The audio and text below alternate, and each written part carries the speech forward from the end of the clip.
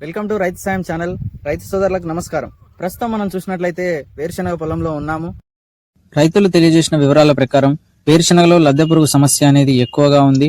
ఏ మందులు పిచికారీ చేసుకుంటే ఆ సమస్య నుండి బయటపడొచ్చు అని రైతులు అడగడం జరిగింది. వాటి గురించి ఈ వీడియోలో పూర్తిగా తెలుసుకుందాం.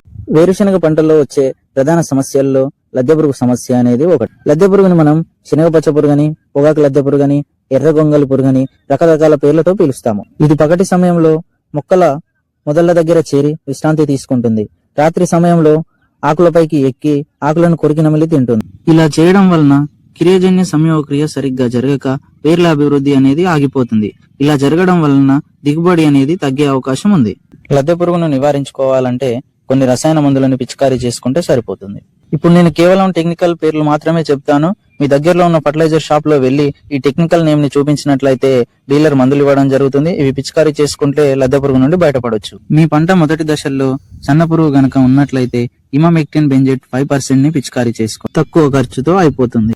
మీ పంటలో లద్దె పురుగు అనేది పెద్ద సైజులో అంటే స్క్రీన్ మీద చూపిన విధంగా ఉన్నట్లయితే నోవల్ యూరాన్ 5.25 ప్లస్ ఇండాక్స్కార్ 4.5 ఎస్సీ లేదా క్లోరంథనిలిప్రోల్ 18.5% మందును లేదా క్లోరంథనిలిప్రోల్ 9.3% ప్లస్ లాంబ్డా సహెలోత్రిన్ 4.6% మందును లేదా నోవల్ యూరాన్ 5.2% ప్లస్ ఇమామెక్టిన్ బెంజేట్ 0.9% మందును గనక మీరు పిచికారీ చేసుకున్నట్లయితే లద్దె పురుగు నుండి బయటపడదు. ఇప్పుడు చెప్పిన టెక్నికల్లో ఏ టెక్నికల్ మందును మీరు పిచికారీ చేసుకున్నా లద్దె పురుగు నుండి బయటపడొచ్చు. ఈ సమాచారం కనుక మీకు నచ్చినట్లయితే రైతు సాయం ఛానల్ ని ఫాలో చేయండి, సబ్స్క్రైబ్ చేసుకోండి మరియు తోటి రైతులకు షేర్ చేయండి.